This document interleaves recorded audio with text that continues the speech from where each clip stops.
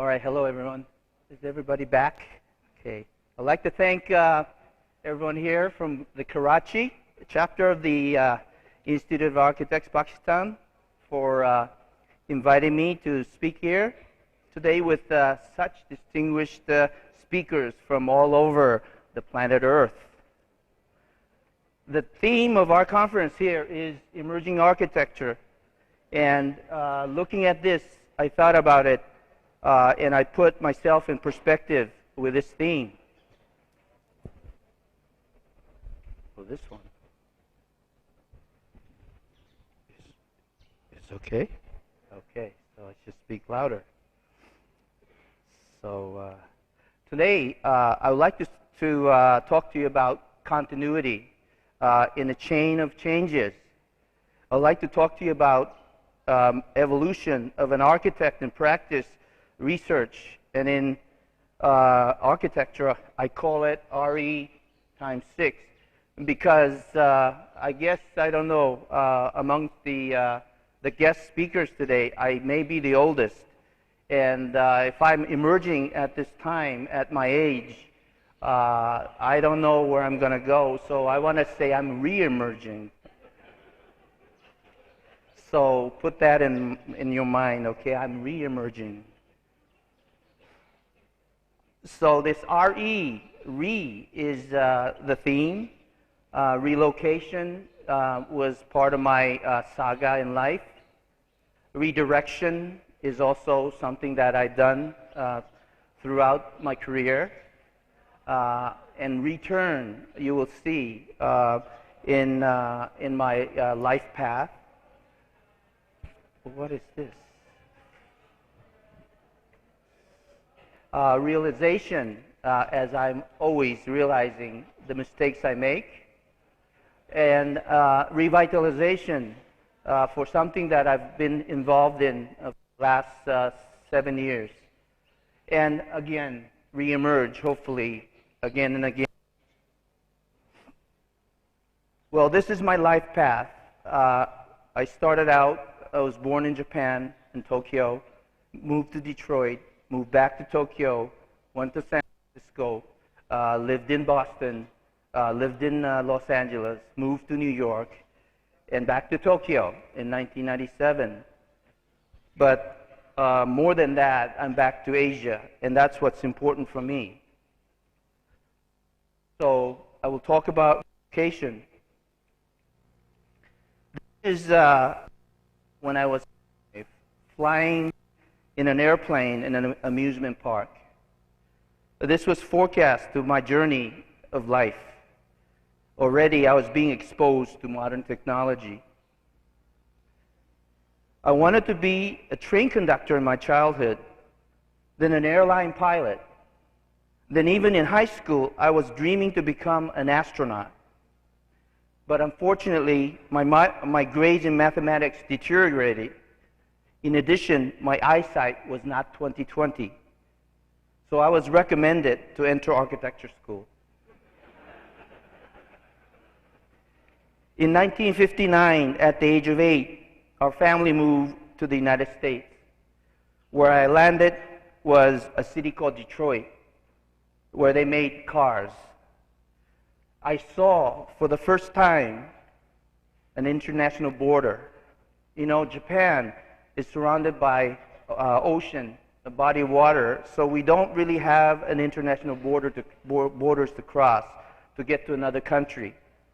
This was an enlightening moment in my life, sort of a revelation about landscape, land. And then in 1964, we relocated to the West Coast city of San Francisco. Here, I became aware that I'm an Asian. Although I'm an American by citizenship, the people saw me as Chinese, Korean, maybe sometimes Japanese. It didn't matter. As long as I told them I was one of these nationalities, everyone was happy. So since that experience, I wanted to be in Asia someday to live and work as an Asian. As I gave up becoming an astronaut and entered an architecture school, The university in my first semester as a freshman was in turmoil. It was about the Vietnam War. I was suddenly on strike, throwing rocks and showered with tear gas. It was the student movement days in the United States. I fought these blue meanies with rock throwing. But as an architecture student and an Asian, we founded a community design group helping an Asian community around the San Francisco Bay Area. The group was called the Asian Neighborhood Design. We helped the elderly citizens on the verge of eviction in the name of redevelopment by drawing alternative proposals to the city agencies. We helped the Asian communities' festivals by planning the event. And this youthful effort, 30 years later, has become an established community advocacy organization, very active still in San Francisco. So in Berkeley, I learned about vernacular architecture, contextual architecture, and architecture in nature, and also about urban architecture. You can turn it, well, okay.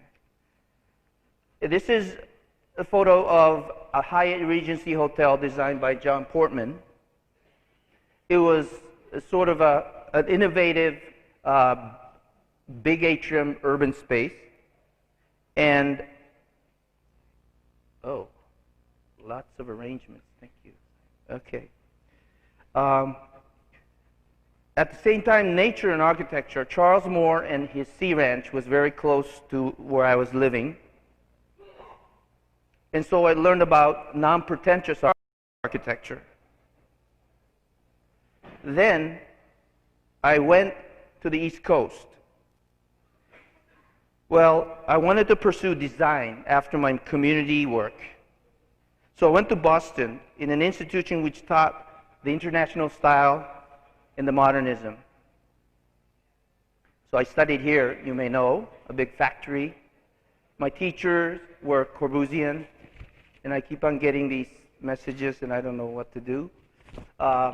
Jose Louis Cert was there. Le Corbusier's the disciples were my teachers. And then I was taught by Mr. Coleman, who designed Boston City Hall in a brutal sense. After graduation, I wanted to be in Asia, so I interviewed for a job with a well-known Japanese architect. I waited for 1 year driving the yellow cab, which was a life experience. But the oil crisis, which came at the end, denied my being employed in Japan. So I drifted to the Great Plains of Los Angeles, where there was no particular culture at that time. No Frank Gehry, no Tom Main, no Eric Owen Moss, just Disneyland and highway structures. Eventually, I again drifted, this time to Manhattan, New York. It was a center of design culture with the Museum of Modern Art, Philip Johnson, the godfather of the architects for a long time. I met many great architects there. But I had enough of the United States of America. So I packed up my practice and left for Asia. So it was redirection. And I started my practice in Japan, initially starting to do projects in New York for Japanese clients in Japan. And this was one of the first projects that I worked on back in mid-'80s. It was a theater project, Cineplex project, in the industrial city of Kawasaki, which is adjacent to Tokyo. The air was bad, it was gray. The gray was associated with that kind of industry. And it was, the city was going through redevelopment. So I took the colors, color gray, and interpreted more in a high-tech sense. Using, in the urban context, taking different axes into consideration for this project, sort of came up with a Cineplex project in the urban mall that has several axes negotiated by the building volumes. With some grand staircases and modern theater, there's about seven theaters within this complex. One of the earlier Cineplex projects in Japan. And then for the same client, I went into nature in a place called Karuiza, which is a very posh international resort that was founded or was developed back in 1920s. Mostly Germans were there. Germans and Japanese were there during the summertime and so on. It was a project, a white cube that sort of deconstructed, in a sense, sort of negotiated the nature which was surrounding the volume. 9.8 meter cube, sort of having different projections and carving out. It's sort of a process of entering the box, coming in the mid-level, going up or down, half level, sort of going down into nature, sort of setting a stage for negotiating and experiencing this surrounding landscape. And then, 1997, I went back, looking to experience Asia. Like Taka here, who you heard yesterday, I think he's still a young architect, has been in practice perhaps maybe 10 years or so, has done a lot of projects. Well, I'm about 15 years older than him, or 10 years or so, but I had to start like a kindergarten kid in a new neighborhood back in '97, started this small practice. I got one project from the local municipality to design a little volunteer fire station in the park. A very simple building with one small fire engine and sort of emergency evacuation sort of a storage facility. Very simple building. But it was located in a park fronting a highway of sorts. So I wanted to create two faces, one within the park using natural material of plaster, and then in the front to face the highway having sort of a mask of a metallic material, corrugated metal as a facade. Did a lot of studies like this and finally came up with a very simple building. Usually, to tell a little bit about this volunteer fire station, it's usually like a building, a small shed that has a shutter, and you don't know what's going on. It's almost like, it looks like a storage as sort of a prototype. But I have to open this up. This is a closed building to the public, especially in the park where kids play, and to light this up at night so that they can look into this fire station, look at the fire engine and so on. I even put the signage in English, and the mayor couldn't read it. But he felt good because he felt that the city was becoming and so on. I also put the old bell that is sort of symbolic in a volunteer fire station in Japan back from, it was in storage, but to symbolize this small building as a fire station. A little bit of a cultural kind of a connotation. A project, a residential quarters for a monk in a temple just outside of Tokyo in Chiba. You can see this is the temple grounds. Adjacent lot is a kindergarten owned by the temple. As you can see here, there are many different kinds of roofs, traditional roofs, some modern roofs, and so on. Well, I decided to play with the roofs. Of course, and educated in the. I didn't really know much about different styles of traditional architecture in Japan like this.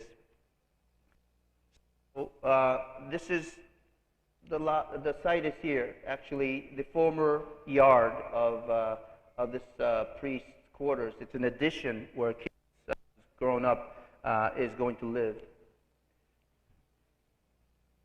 So I decided to take that undulating or vaulted roof of the kindergarten and sort of extended it here towards the entrance to the kindergarten. The children pass by here every morning, and I wanted to make this a bit whimsical for the children, like the face of the principal or teacher of the residence of the principal, welcoming the children every morning, saying good morning and a smile. Also, the idea of this building sort of penetrating or the ground and growing like almost like a lotus flower, having this sort of upward movement at the same time having a sort of whimsical kind of expression towards the street. The window is another feature upstairs, where on both sides there are two sets of bay windows that sort of has this curvilinear form, so that you can't see the corners, and so the room sort of expands out from the reinforced concrete wall. It sort of fits like this into the temple.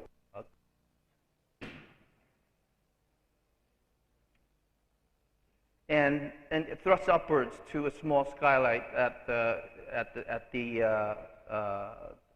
top of the stairs, and it sort of opens out to view the temple grounds, as well as on the other side the kindergarten yard. So this is how it ended up. Another project, which by this time I begin to realize, mistakes and regrets and so on. And I decided I want to be honest to myself. Well, this is a house that I did back in 2002, this and the other building, which made me realize that architects, when they like, let's say, a murderer or criminal, once we begin to design, it's almost like we're holding weapons, because it begins to intervene on our natural landscape, our cities, and so on. And no matter how technologically it's excellent, it may be a criminal act in the sense that the urban environment is ruined, or the livability, comfort of the occupied, the clients, so to speak, may be compromised by our, so to speak, the design ability. Well, this is a building that has 4 sides. 3 sides are being very closed, and 1 side very open, because in the adjacent lot is a sort of a farming plot, a lot that is in the middle of Tokyo. This is very rare to have sort of a farm lot in the middle of Tokyo, but it's still there. And of course, same owner. And so I wanted to have these people view their farm grounds every day, but almost protect it like a cave on 3 sides. But the problem is it was facing south, because in Japan you want to face the living rooms to the south. Well, so this is a plan, as you can see, very simple. First floor entry, living, courtyard, so to speak, and dining, and upstairs again, bedrooms lined up. with service on the other side, and basement as a family room. As I lived in Japan by this time, about 5-6 years, I used to love Japan because it was interesting to come from the United States to come to a country where it's so dense. And it's interesting to see the density and the variety of things that's happening, and to take that as inspiration for my design and so on. But as I was living here for so many years, I began to see sort of the urban, the vision. So I wanted to make my buildings disappear conscientiously. So I painted it black. In that sense, it's almost like I don't know if you saw Kabuki theater. In Kabuki, a traditional Japanese theater, on stage, and also bunraku, which is like a puppetry. Up on stage, there are these sort of person who's wearing black that comes around to sort of change their wardrobes in the middle of the act, and you're not supposed to see the person because the person is wearing. They call it kuroko. So I wanted to do that with my building. But in order to work with this the south exposure situation, I proposed a louver like this, which was able to slide and so forth. I mean, very simple solution, and not so innovative, but it sort of brought to this reinforced concrete building some organic kind of sense of organic architecture and material. But it was too expensive, so this is how it ended up, exposed to southern exposure with, of course, curtains and so on. But the electric was very high. The client didn't complain because he's my brother-in-law.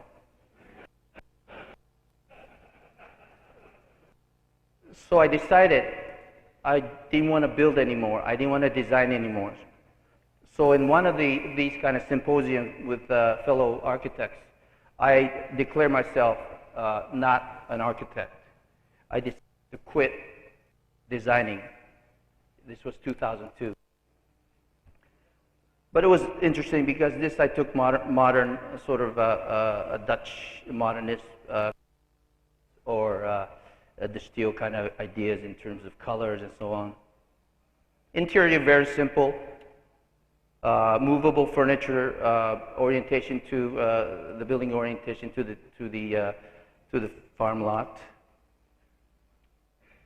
It would have been nice if the louver was there. I did not have enough energy or I guess power, to convince my brother-in-law to spend another $100,000 US. So this was it. And it's still standing. Now he painted it white last year, and I still like it, but he didn't put the louvers in yet. So another project in the middle of, actually behind Mr. Ando's Omotesando Hills, which is one of the sort of highlight buildings of 2006, which I don't know if it's so successful, and don't tell him that. But it's right behind there, and this is a little restaurant building that I designed. You see the clutter, the visual clutter surrounding the building. I wanted this time to reflect the light and to make this building disappear by covering the building with aluminum panels. It's in grain, so you can see some sort of a texture there.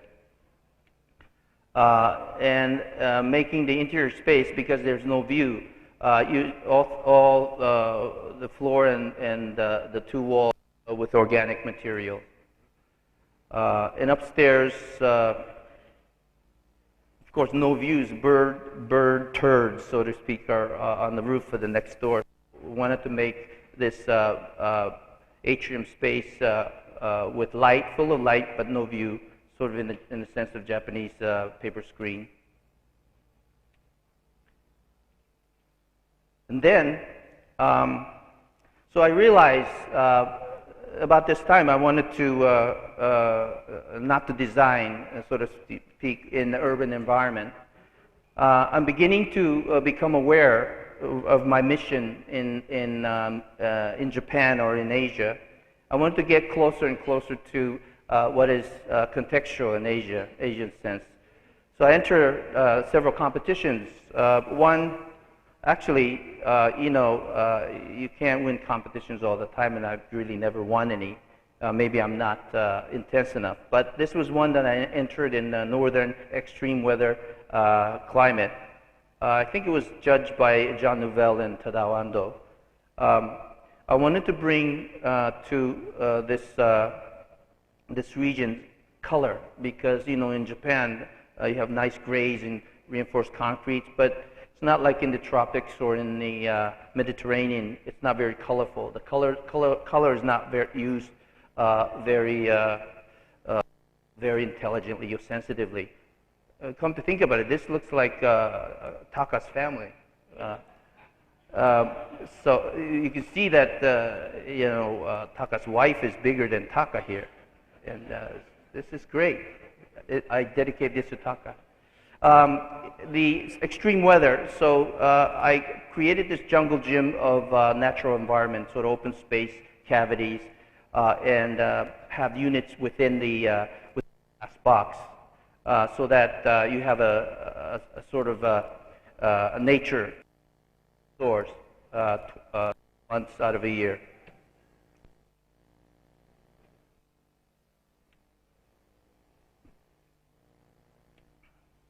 And then I joined a couple of my colleagues, Nobuaki Furuya, also a Japanese architect, and Milton Tang from National University of Singapore, in a competition that's actually won by WOHA, Duxton Place Housing. Our proposal was this helical building is actually in the site that sort of brings the ground level all the way up to the 65th floor, by continuous ground plane that brought nature up onto every floor. So it was outdoors, outdoor public space everywhere, all the way to the top. And there were cavities like this on each floor. Here's a hallway. The tenant would take both sides and perhaps make one side, whatever, anything. Could be a kiosk, could be a garden. But idea was that the double-loaded corridor will become a street, an extension, because that, in the Duxton, was the theme of how to bring street life up to the upper floors. And of course, WOHA solution addressed to that. This was sort of the sketch like this, and we even had the car park up all the way up to the 60-some floors. But come to think about it, in the morning there would be a chaos, and maybe that's why we didn't win. It'd be a rush hour. So this is what our proposal was. So little by little, I'm beginning to work in Asia, or to try to make projects in Asia. Since 2000, I've been involved in an organization called Modern Asian Architecture Network. And back in the 70s, as I told you, Asian neighborhood design, architect and social responsibility, and also in design and also in heritage, all these being connected in Modern Asian Architecture Network. It's an organization actually to establish and disseminate knowledge regarding the built modern Asian heritage, like our colonial heritage, and also post-colonial heritage of architects, post-colonial first-generation architects of our own region, that are architecture, cities, and landscape. And we have historians, and we have academics, we have government officials, where our is to document and conserve, at the same time revitalize these modern Asian heritage. we just heard earlier that we don't want to be copycats of what's there, just to conserve. So it's a good balance of having historians document, understand, and express what's there, and for us to take over and make projects future.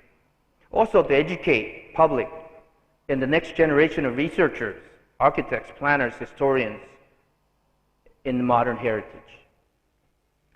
This is several things, and I think we just finished the book, a industrial heritage workshop, which was done back in 2000 in Shanghai. But this is sort of Rui Liao is here today. He was involved in the first 2001 Guangzhou conception. 2000 was held in Macau. Rui was there. 2006, Singapore, Surabaya, Shanghai, Istanbul. Last year, Istanbul, just before. And this year we had one just back in 2006 in November in Tokyo. We had 1,000 attendees. We had Mr. Tadao Ando as a keynote speaker. And this is sort of the photos of various gatherings. I hope you can become a member here after my talk. Here you can see how it works. The organization is called MAN, Modern Asian Architecture Network. Like I said here, 1,000 participants. Actually, we have a sort of working relationship even with Arcasia. We just did an Arcasia timeline by one of our members, affiliated with Asian Academic Academy in Bangkok, ICOMOS for conservation, UNESCO World Heritage in Paris, and Docomomo International, where our president, or actually the president of Docomomo International, attends our MAN meetings every year. So next year it's going to be held in India, in Delhi. Keep your eyes open. And this is the MAN network active on the internet. Please look up. And so we have been developing this. What do we got? Another problem? You can sip your water. We're just going to change the battery unless your voice is coming in. Okay, but I'm not sure when Indians. You say December, it could be, I mean, my Indians. I mean, my friends. Okay, not your Indians, but my Indian friends are kind of, I mean, don't misunderstand me. I got a lot of Indian friends. So, I mean, I got a lot of Pakistani friends like you guys. So anyway, let me read this declaration, actually done by Indian friend here, Jangan Shah. Meeting regularly with each other in real and virtual spaces, we bring news of a common experience that the modern architecture of Asia shows how Asians can continue to be Asians, how their traditions are a history of renewal and their identities cannot be reduced to an insular whole, a monolithic existence. So we have regional kind of identity, but we have an identity as Asian. It is very, very important now in the 21st century because it's an Asian century. Well, I will skip all these here and go on because this is what's going to happen. This is not an atomic bomb. This is MAN. All right. So, and again, I get all these things coming up. MAN organization, you see here, just to let you know, these lines are like this because it's not an organization like IAP or JIA or UIA. It's loose, it's youthful, and you can do whatever. And this organization is going to change Asia in a sense, making everyone aware that all new things are not the only things. I mean, not to say it's bad, but we should begin to respect the tradition, reuse, because in so many 80 years there's not going to be so much resources left on earth, so to speak, for something new, etc. that they say. Anyways, so just an example of what we're doing. This is in Indonesia, in a city called Medan.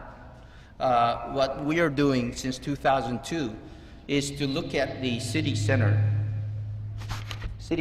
of the city of 2 million, which is the third largest city in Indonesia.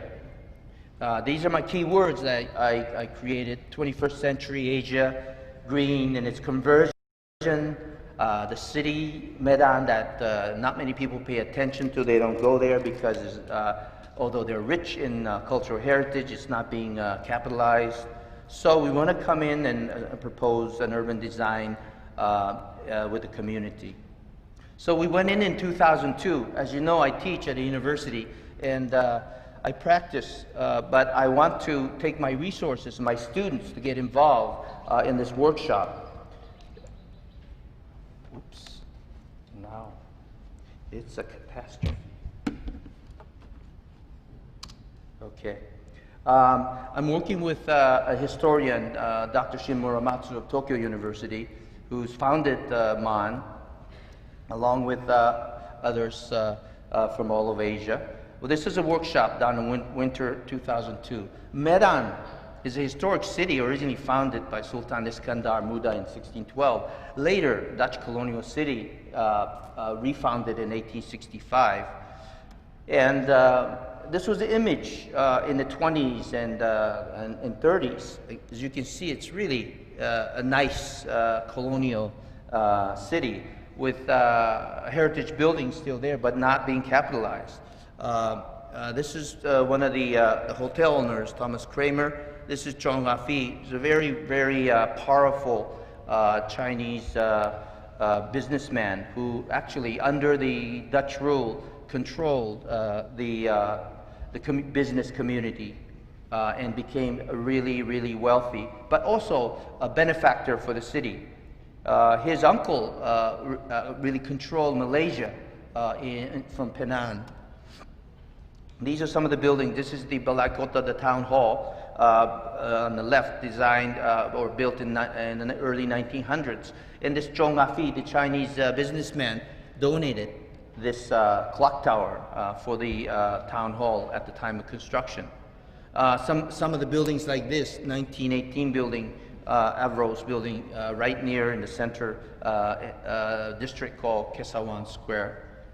Some nice Dutch buildings like this. I would love to own this one, make it into my studio if I have an opportunity. In some odd buildings like this, which is very interesting. And Chong Ah-fi residence, a very Chinese style, sort of a mansion in deterioration at this time because Mr. Chong Ah-fi's extended family lives here and is not really opening up. And we're trying to convince them to renovate and to make it into a more open kind of museum of sorts. So we did a documentation of over 600 buildings in Medan with these students, local students, Japanese students. This is Dr. Muramatsu. This is Professor Fujimori, who's a historian and award-winning architect who just was in charge of Venice Biennale Japan Pavilion in Venice this year. From 600 buildings, we narrowed it down to 150 buildings, and we call it Understanding Medan. It's on the website if you under Medan Architectural Heritage. And then next, we went back next summer, 2003, to work on the urban revitalization workshop to try to propose to the city that these heritage buildings could be reused into cultural tourism. So we had about 25 students from all over Japan and also from localities work on this project and presented in a public presentation to the Medan municipality. Just recently, last spring, about a year ago, we had an urban economic redevelopment workshop with a Dutch and American economist with us, proposing specifically for 3 buildings that are being developed at this time. 3 buildings that are on the lot of scheduled to be developed. Well, in process of all these, well, I wanted to take specific buildings and make some proposals. You know, what's next? Well, I just didn't want to remain as an architect in social responsibility. So now I wanted to be an architect and an activist. So, where do we go? Okay, so this is an idea. We go to a developer. We tell them, okay, you're developing a big shopping mall, you know, $100 million US project. Well, can you give us $1 million, you know? And you can become rich with that shopping mall, but not respected as a cultural person. But with slow development, dropping $1 million or $500,000 to renovate or revitalize a building, then you can become a respected citizen of the community, a cultural person. So we went to this gangster-looking guy, Dr. Muramatsu. I'm a sort of honest-looking architect and an honest-looking historian with these 2 gangster guys, and proposed. And he said, "Show me the numbers." So actually, we did in that workshop in 2006, and it wasn't these guys, but actually is a mafia boss's son.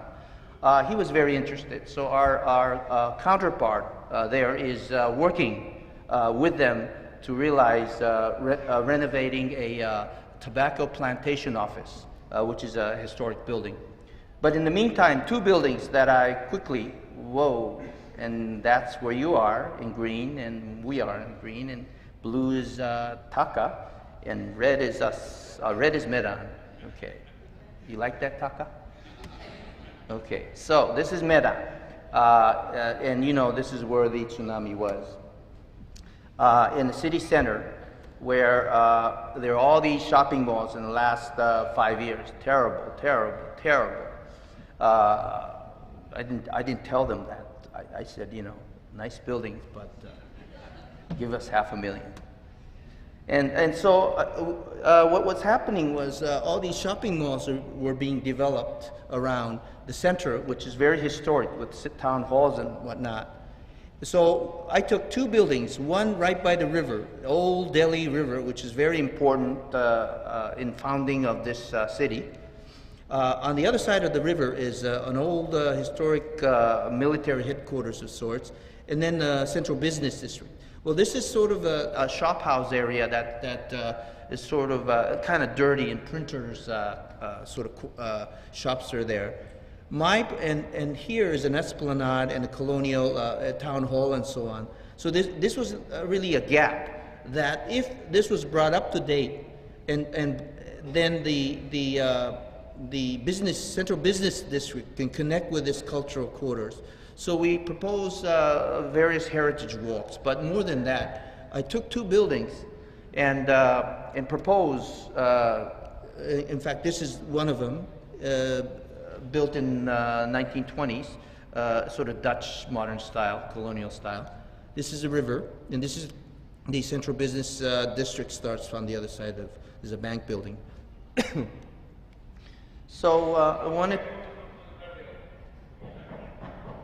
What? Yes? Okay. I lost myself. You shocked me. Okay, this is the neighborhood, and you see the riverside. I have your attention, please. Dear exhibitors, cargo gate is now open till 6:30 p.m. Dear exhibitors, cargo gate is now open till 6:30 p.m. Thank you. We all thank you. All right, so this is, in the meantime, while we were thanking the organizers, this is the building in deterioration. The owner has gone away to Malaysia, and the printer is occupying this here for the last 40 years, paying no rent. But they were very nice to show us. So we have to identify the shop, the owner, in order for this project to really take off the ground. But as an architect, we wanted to. Dear exhibitors, cargo bay is now open till 6:30 p.m.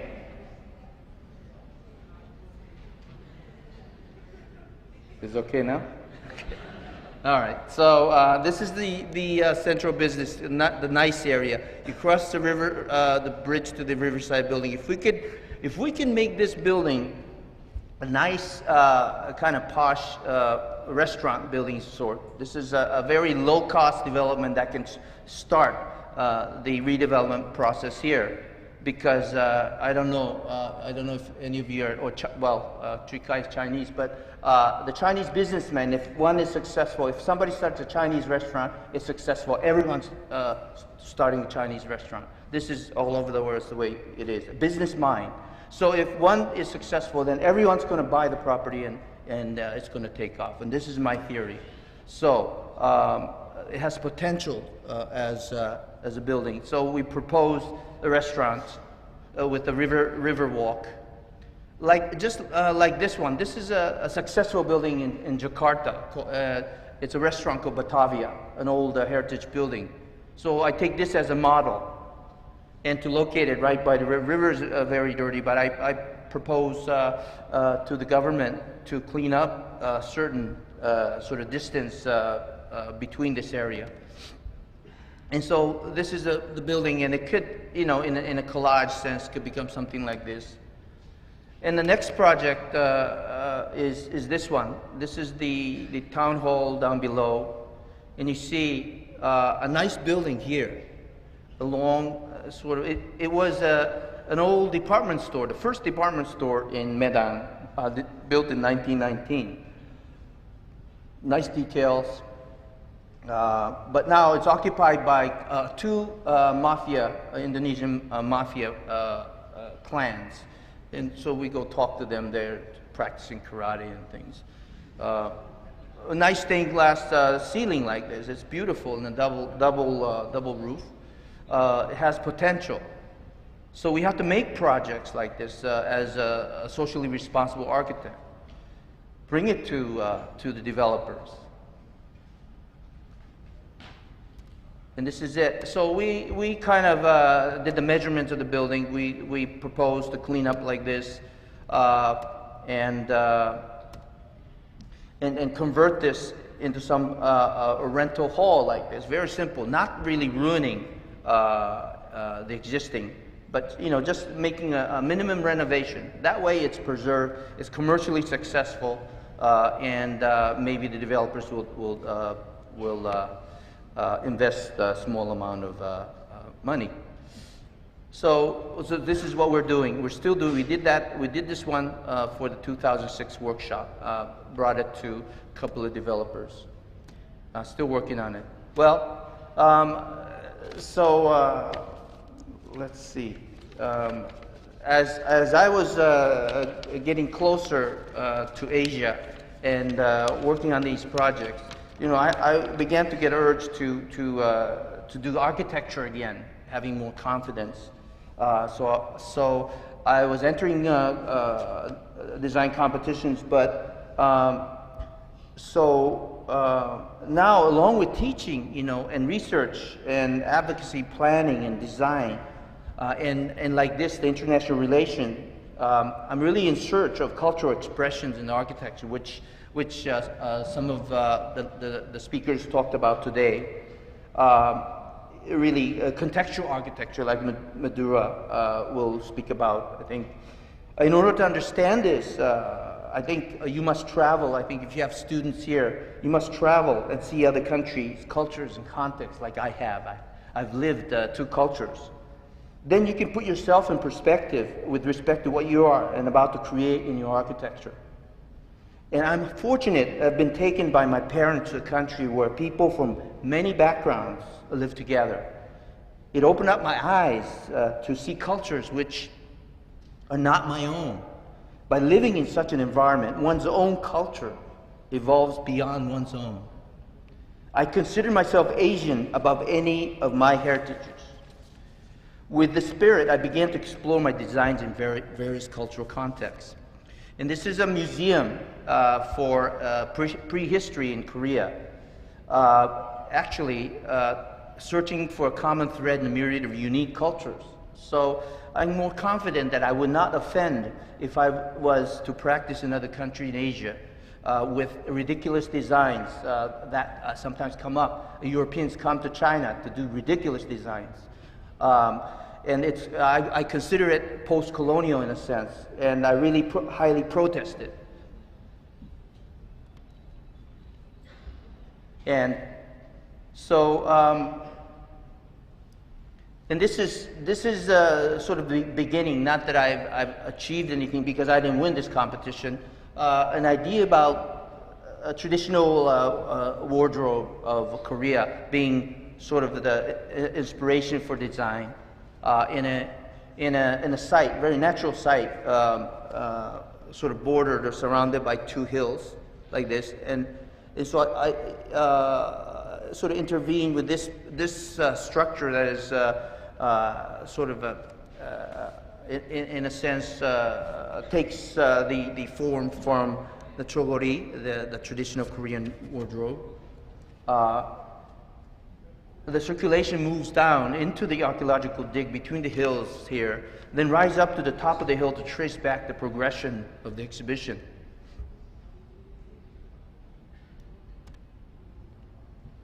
And the archaeological museum located between the two hills takes a form from the traditional dress and from the site.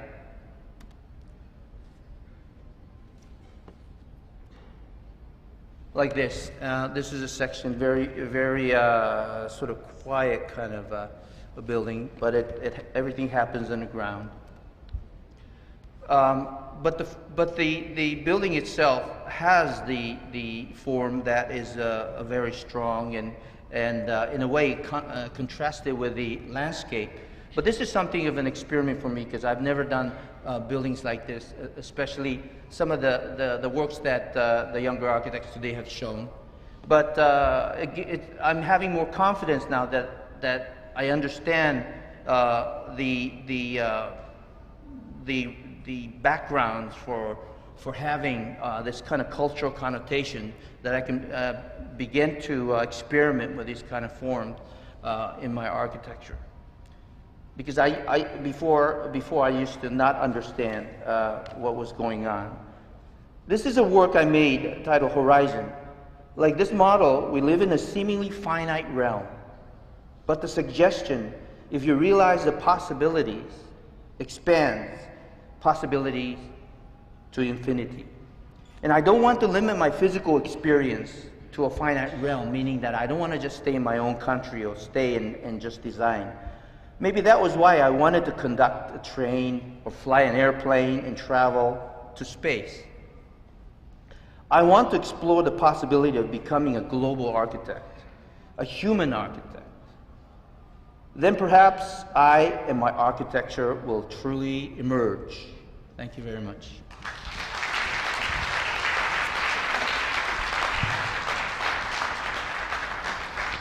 Is it finished?